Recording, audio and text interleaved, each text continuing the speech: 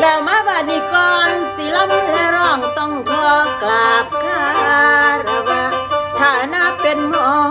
ลำนักแสดงต้องย่อนอลูกหลานเตรียมมาพร้อมมีของดีมาฝากแม่ยายตะมากตาตะวันคอยคำแล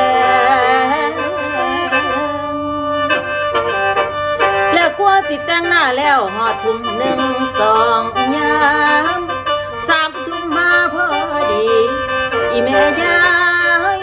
ได้คอยจอ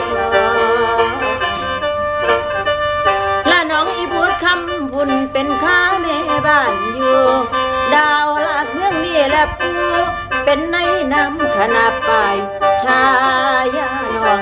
ขนาดหูหมอลำหูพวงดังมีงานใดเอามาฟังเสียบสลองบังรู้เจ้าเอาหมอลำแถวทรงทั้งคำบองลูกน้ำกาโน้คุณแม่นำทางไปหอดห้วยพึ่งยาแวใส่ให้แวกบัวถนนติดขอบรั้วรถยนต์แล่นถึงเงินขอกราบเรียนทั้งคุณอาทั้งยายอยู่ทางพี่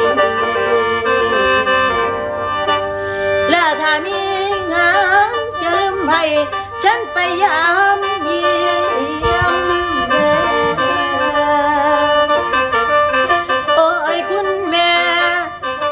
เชียนผู้ซอยแก่บ่มันแลให้พ้องเขาสาวหมอลำสิย้อมวนสำนวนก่อนออกมาใหม่ในเรื่องที่แทงหันนิทานจานแห่งหา